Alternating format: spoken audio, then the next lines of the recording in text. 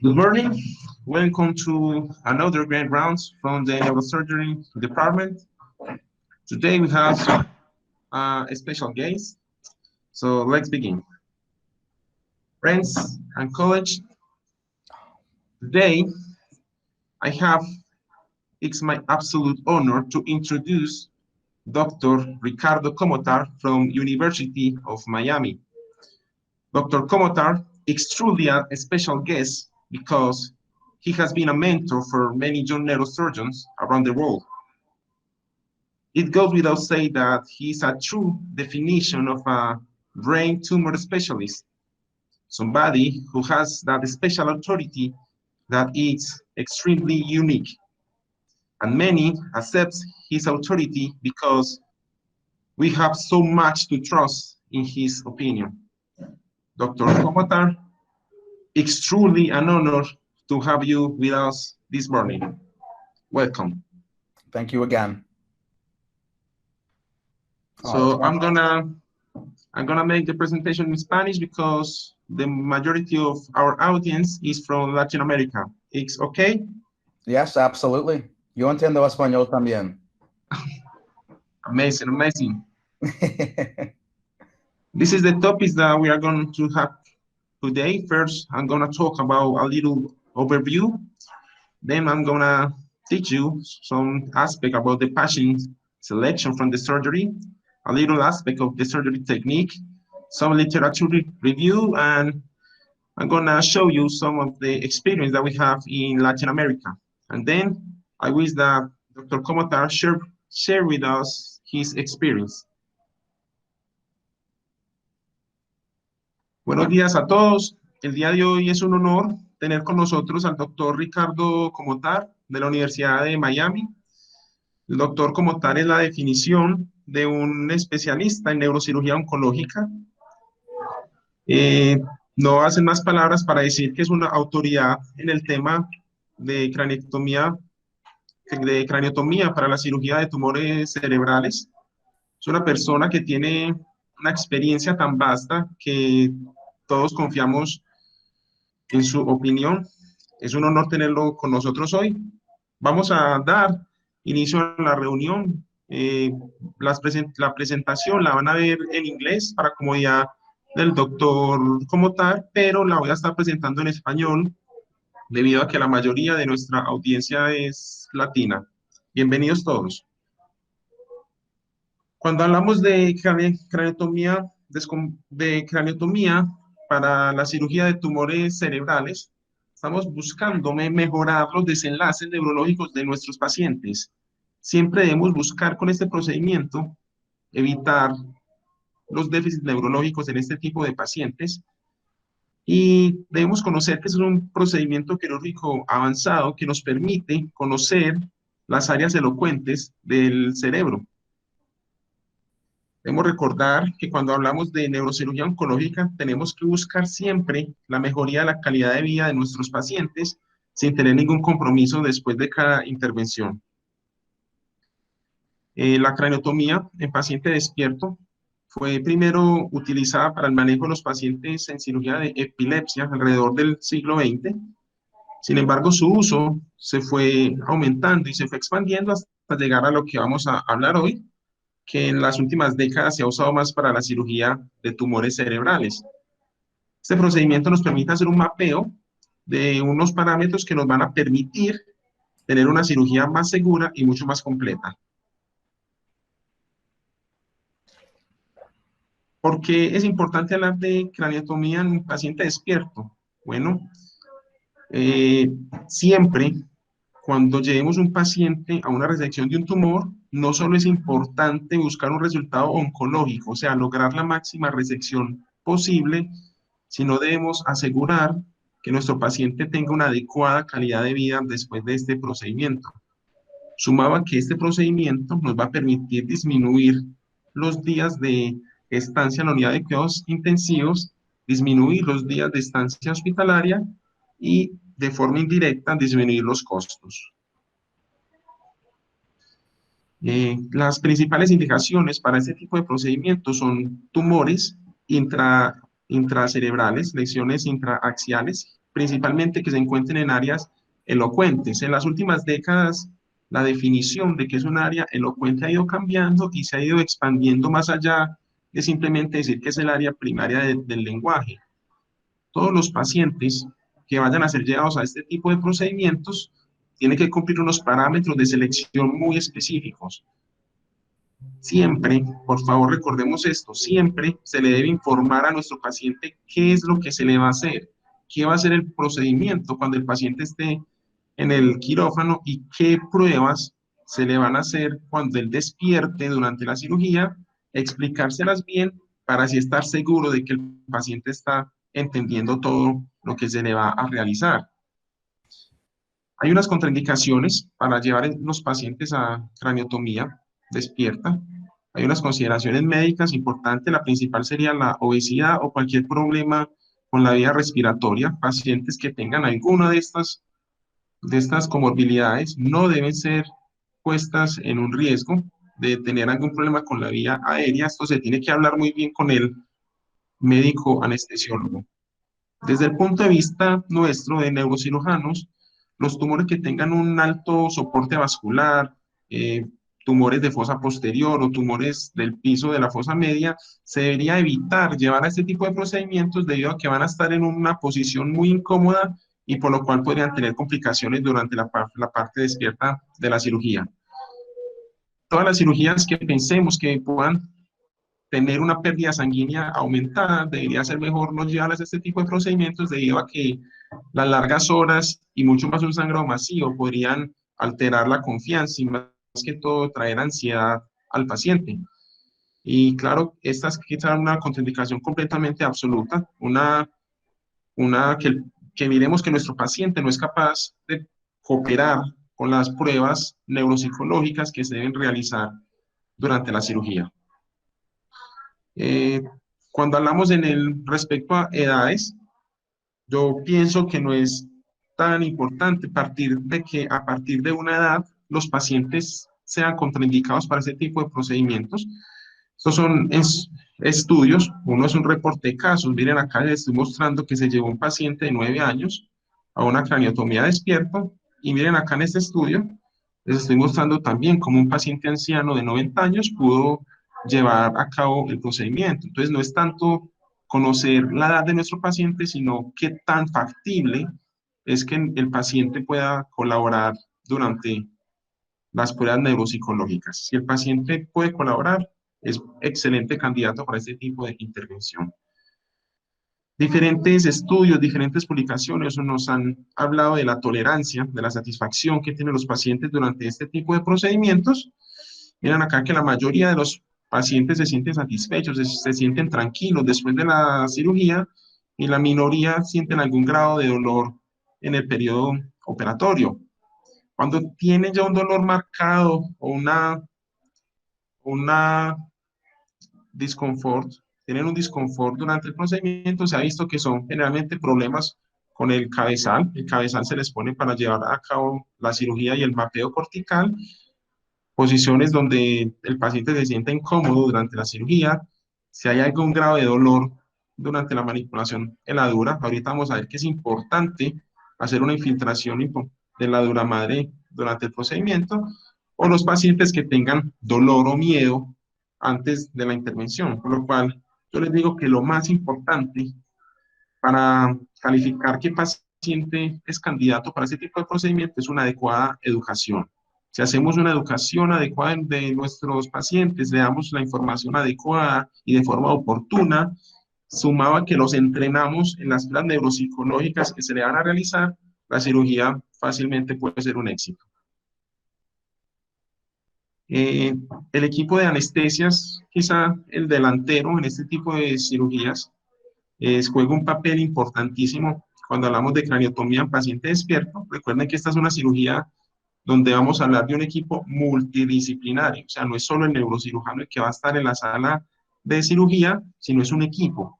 Listo, recordemos que cuando trabajamos en equipo podemos llevar las cosas mucho más seguras.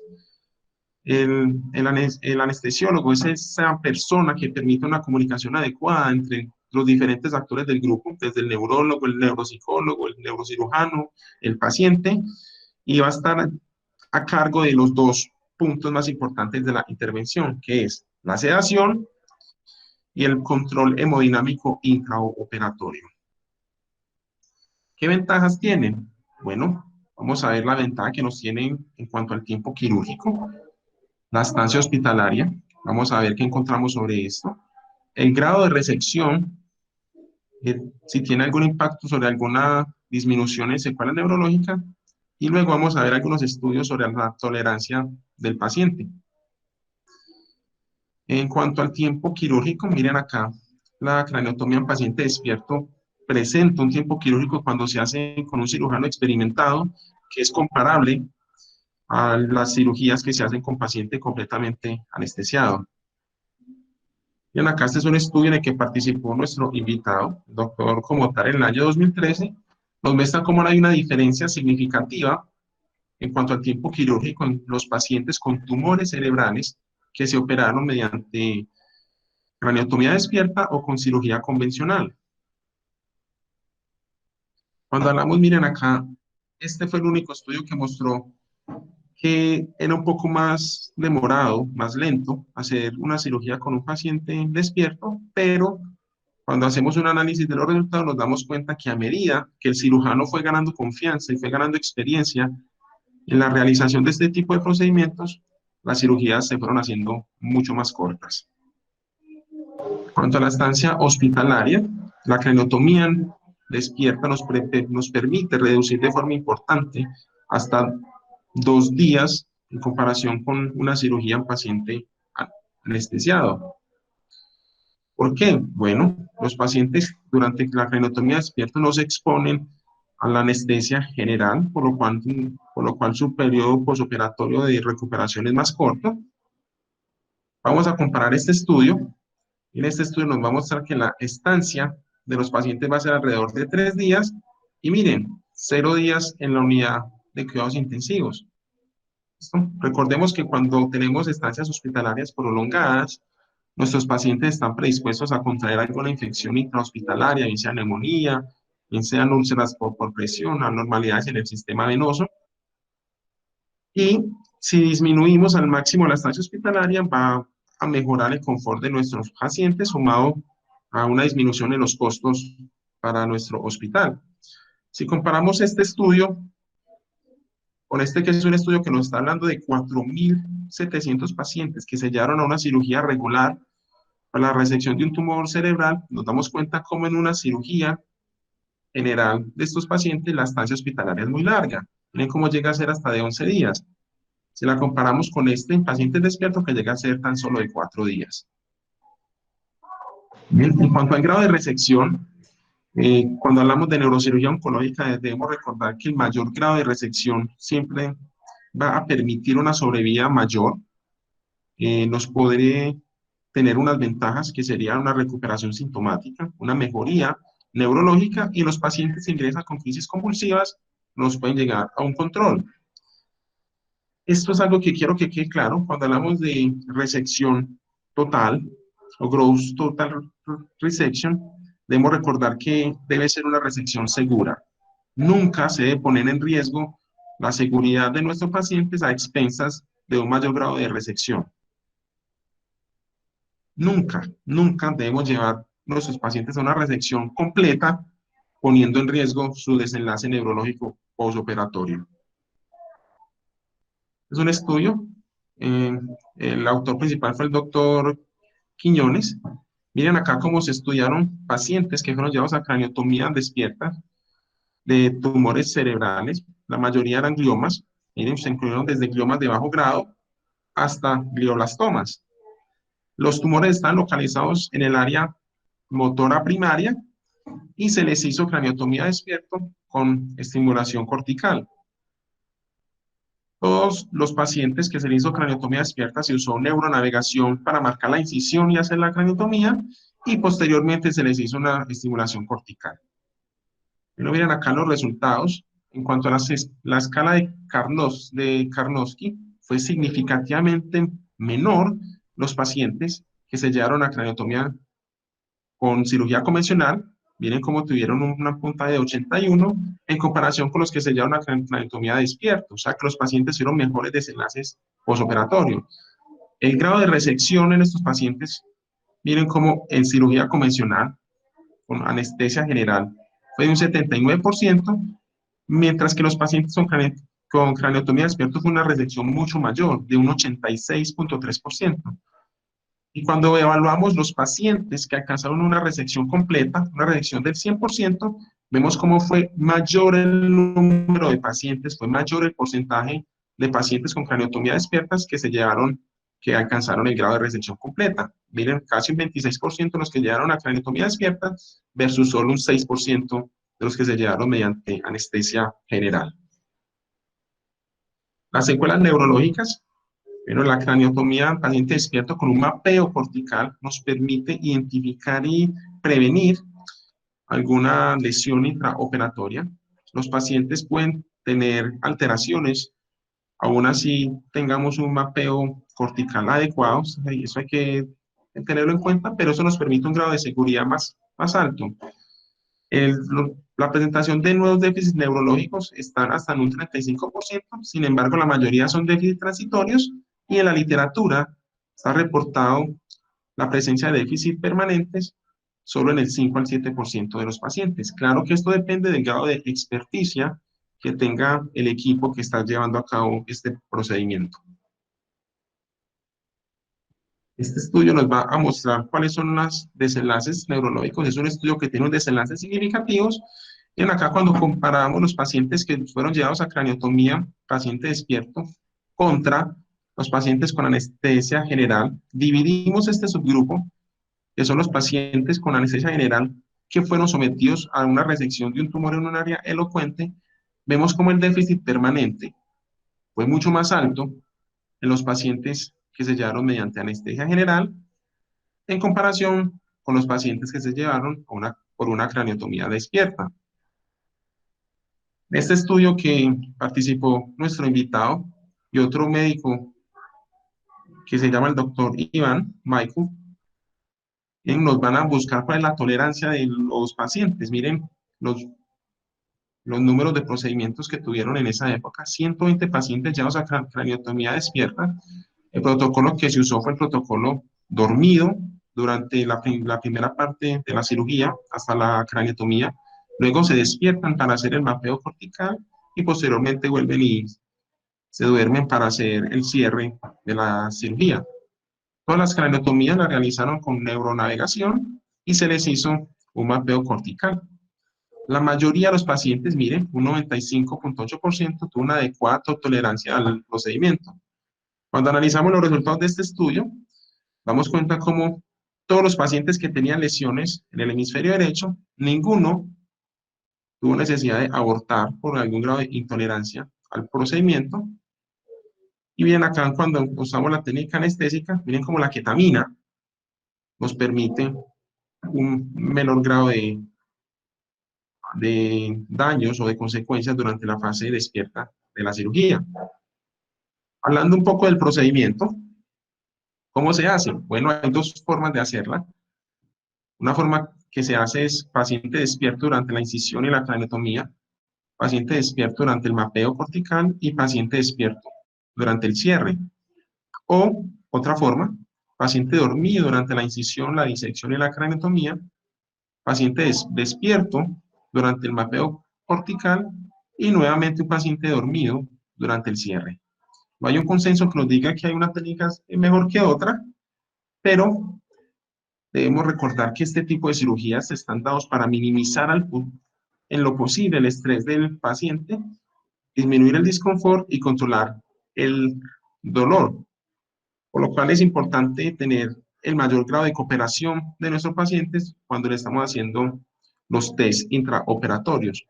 Dado esto, previniendo sensaciones negativas en los pacientes, la técnica dormido, despierto, dormido es la técnica que más se usa.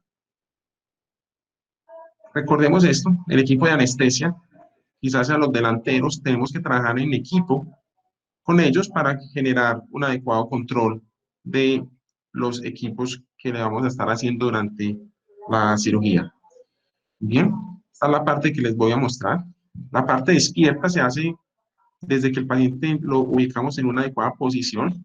Cirugías con posiciones, digamos, un poco difíciles, es como un tumor de la fosa posterior, que lo tengamos que poner en posición prono, están contraindicadas. Estos pacientes se ha demostrado que se pueden llevar a craniotomía despierta en posición sentado. Debemos la parte de la infiltración de la incisión también debe ser con el paciente despierto, paciente dormido, la incisión, la disección de los tejidos y la craniotomía. Cuando pasamos a hacer el mapeo cortical y la radiación del tumor, el paciente debe estar despierto. En esta parte de la cirugía es cuando el paciente empieza a tener interacción con el equipo de neuropsicología, se le empiezan a hacer los test para llegar a un adecuado mapeo cortical. Esta parte es donde tenemos que colaborarnos el paciente y el equipo quirúrgico para llegar a cabo la cirugía. Si durante alguna parte del procedimiento presenta alguna complicación, el paciente vuelve a ser anestesiado. Y por último, el cierre se hace nuevamente por el paciente dormido. Hablemos un poco de craniotomía paciente despierto en Latinoamérica. Les traigo acá estos dos estudios. El primer estudio es un reporte de casos que se hizo en México y luego vamos a hablar de este estudio en Brasil. Bueno, traigo este estudio en Brasil, me parece una realidad parecida a la que vimos acá en Colombia. El equipo contaba solamente con neurocirujanos y anestesiólogos, no contaban con tecnología avanzada como un equipo neuropsicológico de neuropsicólogos adecuados, no con potenciales evocados, electromiografía intraoperatoria. Y miren, el grado de complicaciones que se presentó, 16%, y solo un 24% presentaron convulsiones. Considero que en países de Latinoamérica, como nuestro país, en Colombia, es importante que conozcamos este procedimiento. Aquí en la Universidad de Antioquia he tenido el placer de participar en unas cirugías de pacientes despiertos con nuestros especialistas en neurocirugía oncológica y es posible hacerlas de una forma segura, siempre y cuando conozcamos las indicaciones precisas y trabajemos en equipo, en un buen equipo multidisciplinario. Bueno, ahora le voy a dar la palabra al doctor Comotar, que nos brinde su experiencia y algunos aspectos que él tenga para llevar a cabo esta cirugía. No sin antes agradecerle a una persona que me permitió contactar al doctor Comotar. Primero es la familia. So, thank you, Nina. So now, Dr. Comotar, can you please tell us about your experience in awake craniotomy for brain tumor? Yes, absolutely. First of all, thanks again for having me. It's truly an honor to be speaking here, and obviously, you know, the moment you invited me, I really wanted to be a part of this. So thanks again. I think that, you know, that was a great talk. I agree with everything that you said, all the details, all the general aspects too. Everything was very accurate. When I started doing awake craniotomies, I think the learning point is that the more you do of something, the better you become, not only you, but your team. And so they had never done an awake craniotomy here at the University of Miami Hospital before 2012. And so the first case was a lot of work. There was a lot of things that went wrong the first case. The case took way too long. And then now that we've done close to 1,000, the cases go much smoother, anesthesia, the nurses. So it's important to realize that the awake craniotomy is very little to do with the surgeon and a lot more to do with the nurses, the anesthesiologists, and the techs. And so the more you do of something, the better you're going to become. And we've noticed that for sure. The other thing to realize is, when do you need to do an awake craniotomy? And I get asked that all the time by different residents and fellows. And it can be confusing. When does something need to be done awake? The easiest way to look at it is, you need to do it awake if you don't know where you're going to enter the brain, or if you don't know when you're going to finish the surgery, like when you're done with the resection. So, for example, do you need to do a superficial metastasis that's on the motor strip awake? And the answer is no, because it's on the surface. So you know exactly where you're going to be entering, and it's a metastasis. So you're not going to stop halfway. You're going to take out the entire metastasis. And so in that case, you do not need an awake craniotomy. Similarly, let's say you have a convexity meningioma that's pushing on Broca's area. Does that need to be done awake? No, because you know exactly where the tumor is. You see it at the surface, and it's a meningioma, so you know the boundaries. You need to do it awake if it's a glioma that's in an eloquent area, because you don't always know when the surgery finishes, or if you don't know where you're going to enter. So if you have a metastasis that's located subcortically near Broca's area, that is one you need to do awake, because you need to do cortical mapping to figure out where you're going to enter. So as a resident and as a fellow, I would say when you're first trying to understand what needs to be done awake, think to yourself, do I know exactly where I'm going to enter? If the answer is no, because you have to do mapping, then you want to do it awake. If the answer is yes, it's at the surface, then no. And then also where you're going to finish. If it's a well-circumscribed tumor like a meningioma or a metastasis, you know when you're done. A glioma, you don't know when you're done. So that's a good premise going into it to understand what needs to be awake and what doesn't. That being said, over the course of my 8-year career, my threshold for doing something awake is very low. Meaning, if there's any question about doing it awake, I do it awake. And I think that's beneficial for many reasons. I think, like I said in the beginning, the more you do of this, the better you become. So if I have a glioma that's located in Broca's area, I would always do that awake. But if I have a glioma that is somewhat near Broca's and I could probably do it asleep, I do it awake. Because just like you said in your talk, these patients, for whatever reason, do better. Less anesthesia, quicker surgery. They wake up better. They're up walking that same day with physical therapy. And 95% of them go home on the next day after surgery. So in my perspective, the more you do of this, the more comfortable you become, and your threshold for doing it becomes super low. So I would say probably, it used to be that 5% of my cases used to be awake. Now it's at least 25%, and probably closer to 30. Cases that you do not want to do awake, obviously, if you're doing them prone, you can't do it awake. If someone has psychiatric problems, that can be very difficult, to do awake. People that are morbidly obese, very hard because they have sleep apnea. So you have to take that into consideration. The rate of failed awake craniotomy, meaning you plan to do it awake, the anesthesiologist tries to wake them up, and they either can't tolerate it or they don't wake up appropriately, is probably about 5 to 10%. And we have a dedicated neuroanesthesia team that does all of these cases. So it's not a matter of the quality of anesthesia. There's an inherent group of patients that just cannot tolerate an awake. And those are the very elderly, people who have psychiatric disorders, morbidly obese, people who have a lot of pain, who are pain seeking, can also be a problem. But just like you said in your talk, you have to inform the patient before the surgery what you're going to be doing. So we talk with every patient for 15 to 20 minutes simply about what they are going to need to do during the awake surgery. And so that's important, is getting your patient prepared. But you need to know what you're going to do if the patient doesn't tolerate the awake. My suggestion is, and I've obviously had many of these cases, you have a left insular glioma, or you have a glioma that's located near the motor strip, and the patient doesn't wake up well.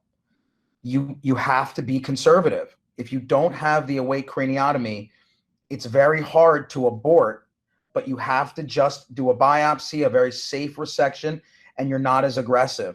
Where you run into trouble is if the patient doesn't wake up and you're still aggressive, you don't have that exam, and then you end up hurting the patient. And like you said, there's no resection that validates causing a deficit. Every single glioma patient should leave the operating room just the way they came in. There's absolutely never an excuse to be like, well, I got an extra 20% of the tumor, but they're not going to talk for about 6 weeks. That doesn't, it's not worth it. So I tend to be conservative on these. If I get 3 positive stims, I stop. So let's say I'm doing a glioma, I stimulate, I get a positive stim for language or motor. I wait about 20 seconds, I stimulate again. If that's a positive, I wait again. If I get 3 positives, then that's the limit of the resection. If I get 1, a lot of times there can be artifact. If there's 1, I just wait and then I repeat it, because a lot of times you can get a positive stim and it's not accurate. The other question, which is a good one when it comes to doing eloquent region tumors, if language is involved, then you have to do it awake.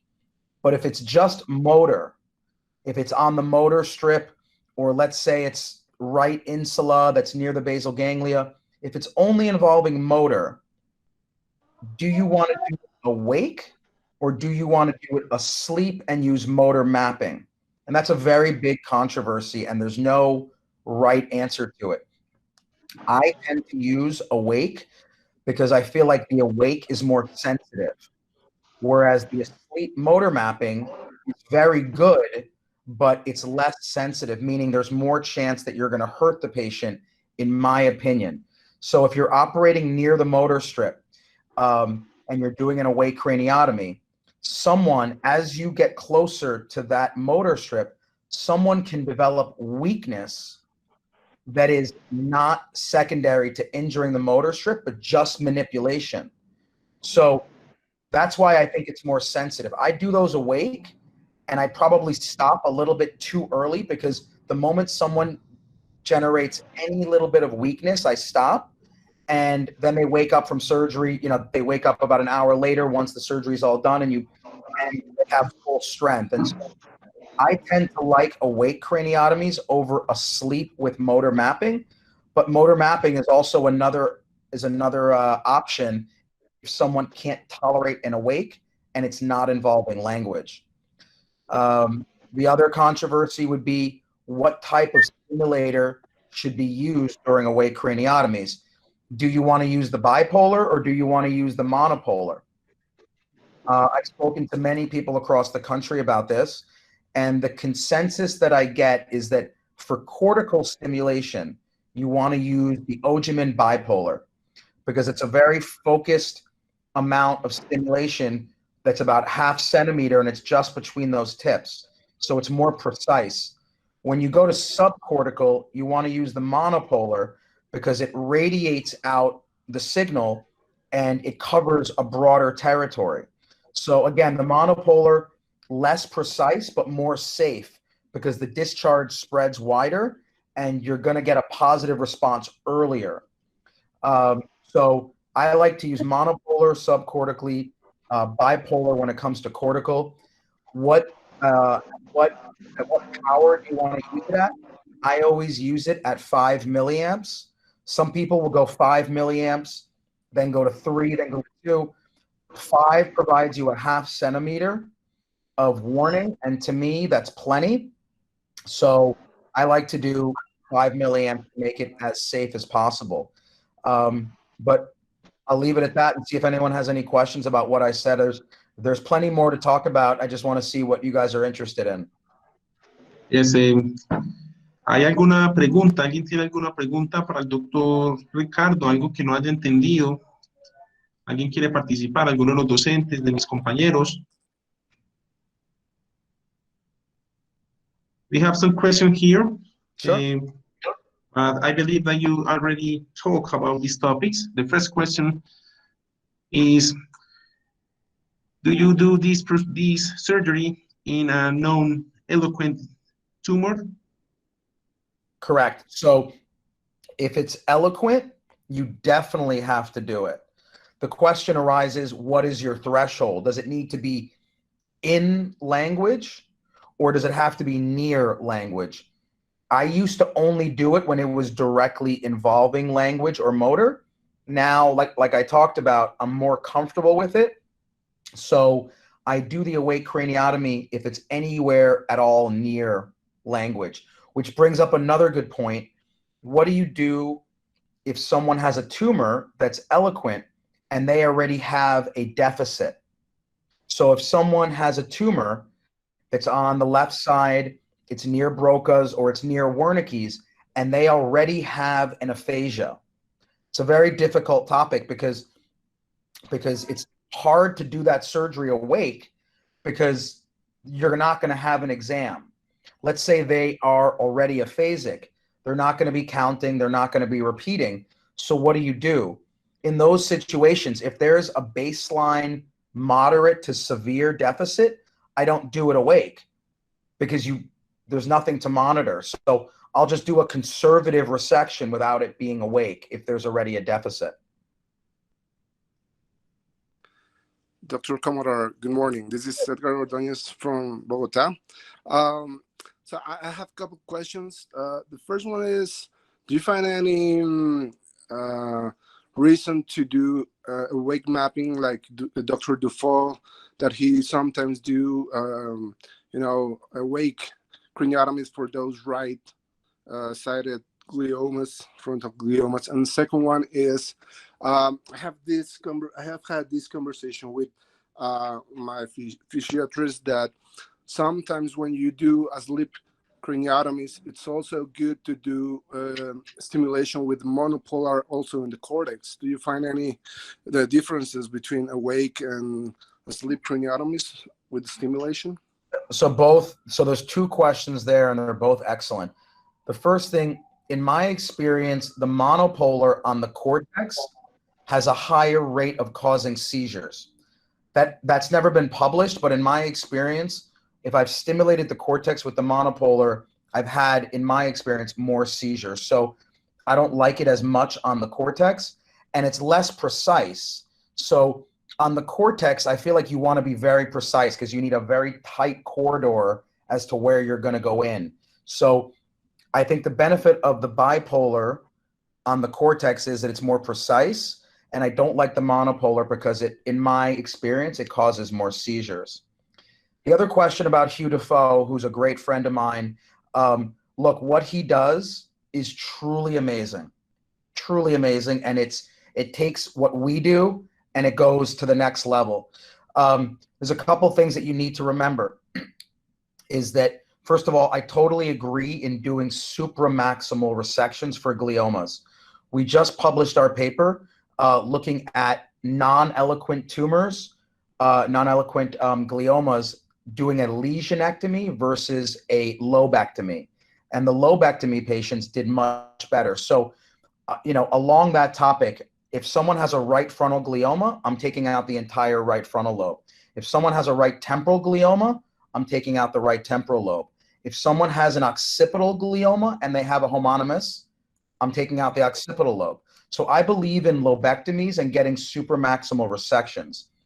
Hugh Dufault takes that to yet another level, and he'll push it until he reaches eloquence, even in a non-eloquent tumor.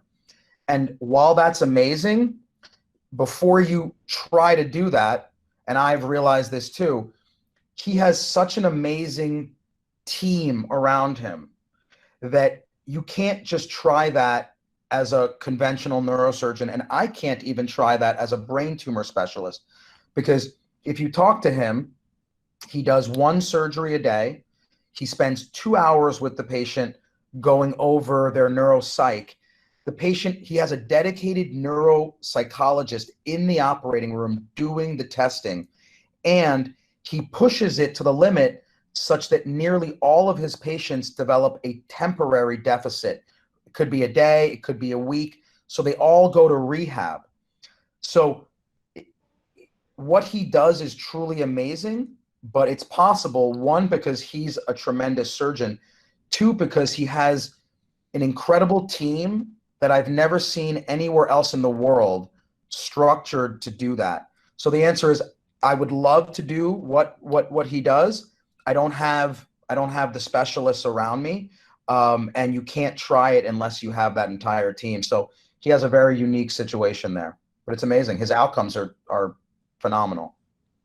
Thank you very much, Dr. Komodar. I'm sorry, the last question I have is how confident you feel when you use DTI studies for, as a roadmap for this subcortical language and motor mapping? Another excellent question. It depends on your comfort level and how many of these you've done. In 2012, when I started, anything near eloquent region, I did a functional MRI, DTI, I'd do the post-processing, I'd see how close the tumor was to all the tracks.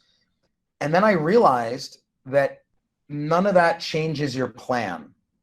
You're still, if you're getting DTI and if you're worried at all about anything being eloquent, just do it awake, because everyone's anatomy is different and the DTI is not going to change whether you do it awake. At least for me, if I'm thinking about doing it awake, I'm going to do it awake.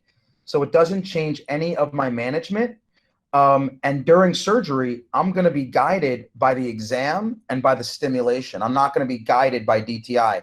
So if the neuronavigation shows that the cortical spinal tract is right there and I stimulate and there's no movement, there's no positive stim, there's no, EMG activity, then it's not there and I'm going to keep on going. So I trust the anatomy and I trust the exam and I trust the stimulation a lot more than the DTI.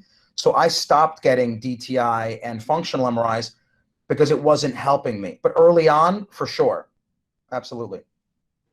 Thank you. Thank you very much. Yeah, I feel sometimes when I see these conferences and these conversations, I feel that sometimes it's more timely consuming sometimes to get those imaging studies rather than just going pretty straightforward for an awake or just direct stimulation. Yes, and if you see someone, and we see this all the time, right? Someone will come to me as a third opinion. They have a tumor that looks like a glioma. It's in a relatively difficult location, and they've literally had $1 million workup. They've had a lumbar puncture, MR spectroscopy, DTI, functional MRI. And I always tell the patient, if a doctor is ordering all those tests, it means he doesn't know what he's doing. He's just struggling to find something. I mean, what's the role of a lumbar puncture in a glioma? I mean, come on. So, the more tests you order, it just shows that you're not comfortable taking care of that patient. And the more comfortable you get, you realize, just like you said, someone has a glioma, you talk to them, you say, look, this is near language, you have to do it awake. I need you to do A, B, C, and D, and boom, we're going to surgery. And then you do it the next day or the day after. And it doesn't delay care. It doesn't waste healthcare resources. And like you said, doing a functional MRI can take 2 or 3 weeks to schedule. And that's just wasted time. It doesn't really help you. Thank you. Thank you very much, Dr. Komodar. Thank you very much for the discussion. Doctor Botero, adelante.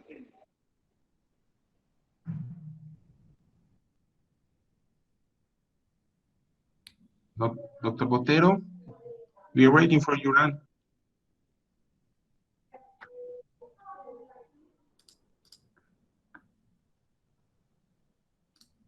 Is there, doctora Adriana, ¿tiene la palabra?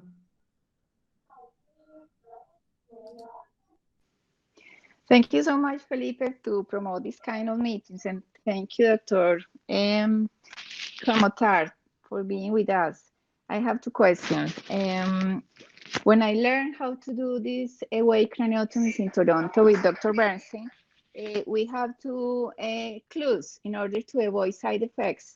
One was ice cold sodium chloride solution, and the other, of course, being too careful with the stimulation parameters, as you say. Do you have any other clue, any other advice to avoid this kind of side effects? And the second question is about the eloquent areas when they are moving from the regular position. For example, you are in the language area because the tumor is there, but you can find that the real area is moving. Something happened with the process of the tumor, and now you cannot find the area in the proper place. It happens also, for example, when we are implanting spinal cord stimulation for pain. And for example, the pain is in the right toe. You put the electrode in the place, proper, exactly the place, and the area is not there. Doesn't correspond with the toe. It's moving. How often do you see these kind of events in your daily life? Thank you so much. I mean, great questions. You guys are really coming with fantastic questions.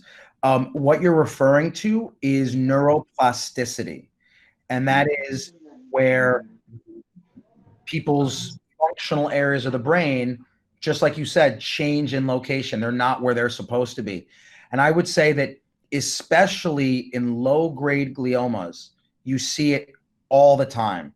In a high-grade tumor, which is de novo, that's grown in less than a year, there's not going to be time to get plasticity. So for high-grade tumors, it's relatively rare to see the language area not where it's supposed to be, or motor get pushed forward or back or to the side. So for high grades, very rare, because there's not enough time to generate neuroplasticity.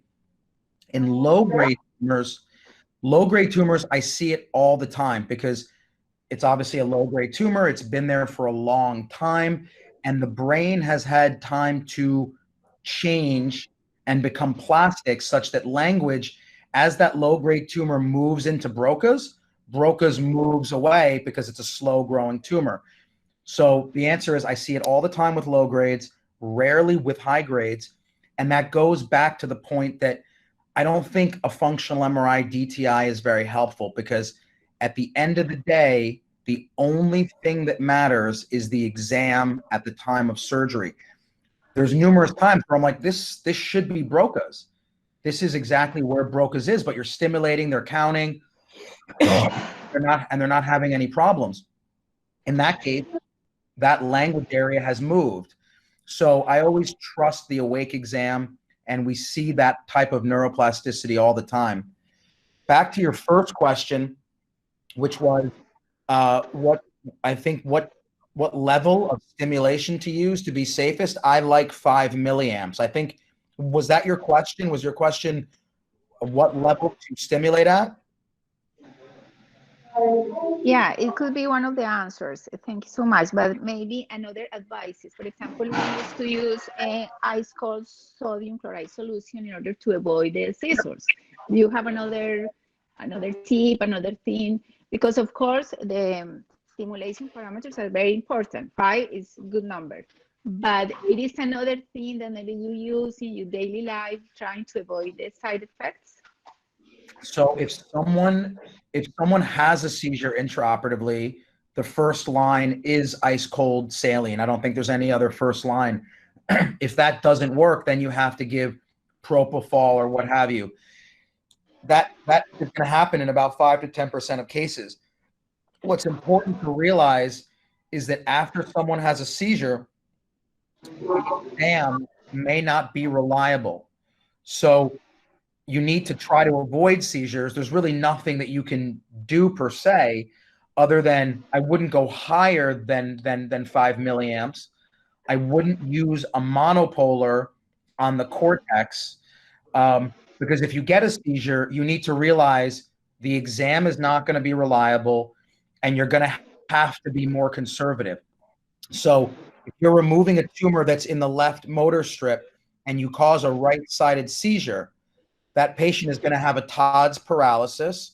They're going to be weak on the right side, and now you're not going to have an exam to follow. So no way to avoid it, but you need to realize that once there's a seizure, you can't be as aggressive. The exam is not going to be as good, and your number one priority is to not hurt the patient. Everyone, shows these great MRIs where they took out the entire tumor and all that. your final outcome needs to make sure that the patient doesn't have any deficit. That is what makes a good surgeon. Not a beautiful MRI, not removing all the tumor. Everyone brags about their MRIs, but show me the patient. Show me the patient going home the next day. Show me the patient's quality of life remaining at a very high level. That's what matters. So safety always comes first when you're dealing with these tumors. Thank you, Resting doctor. time between a simulation, maybe resting time, because we used to wait at least 1 or 2 minutes between one and another stimulation. You were mentioning the maximum 3 times, but do you have something in your mind? Let's wait 1 minute between every stimulation or something like that? Meaning, if it's positive, how long do I wait? Yes. Yes, correct. So if I stimulate and I get a positive signal, you know, speech arrest or movement, I wait about 30 seconds. I think a minute is fine too. There's no problem waiting longer. It's also important to realize, and anyone who's done awake craniotomies knows this, you have a finite amount of time that the patient can tolerate the awake. You know, in my experience, after about 45 minutes to an hour, you start losing the exam. Whether or not you're near language, you start to lose the exam because patients get tired. So some people keep the patient awake for the entire time. My strategy is that the patient is asleep when I'm doing the opening. The patient is asleep when I'm doing the non-eloquent part of the tumor. The patient is only awake for the eloquent part of the tumor, because after about half hour, 45 minutes, an hour, the patient's exam starts to deteriorate, and then you have to be conservative. So you only have a limited amount of time of quality exam, so you need to work fast. You can't stimulate, wait 5 minutes, stimulate, wait 5 minutes, because at some point the patient's exam is going to start to go bad, and then you can't do any mapping. So I think 30 seconds to a minute is fine, but you need to work quickly, precisely, while you're doing the awake part, because patients eventually tire out.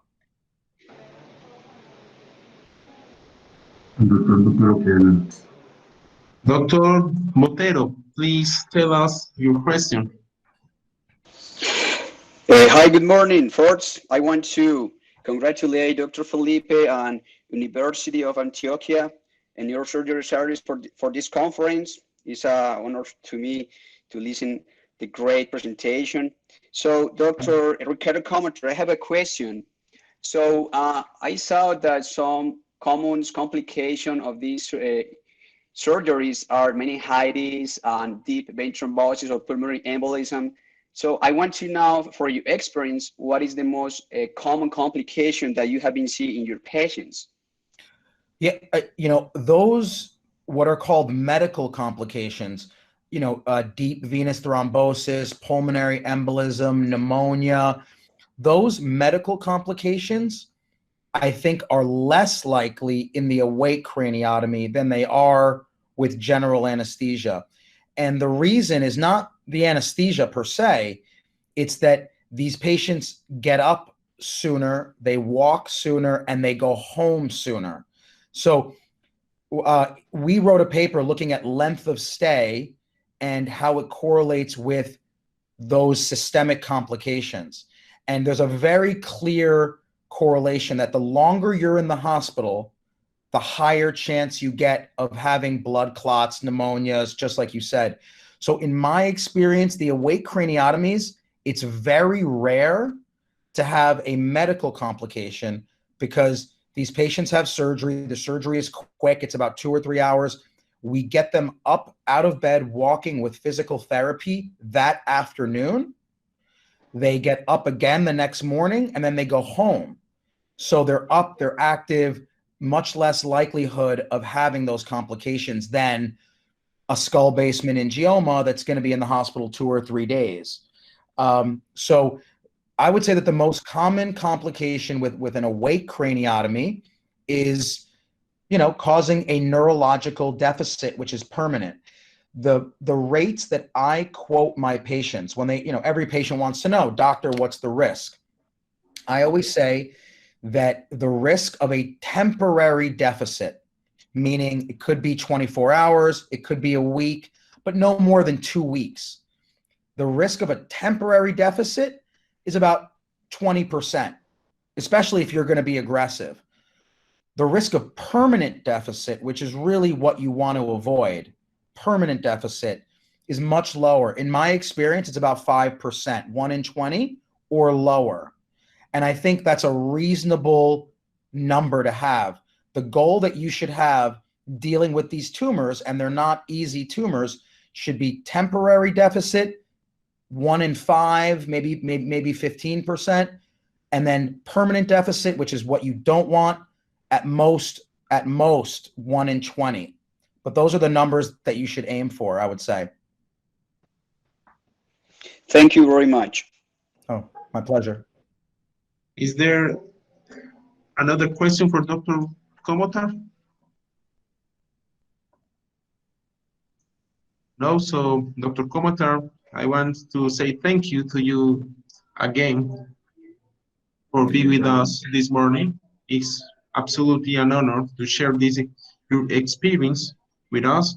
And I also want to say, take care of yourself during this period of world pandemic, please.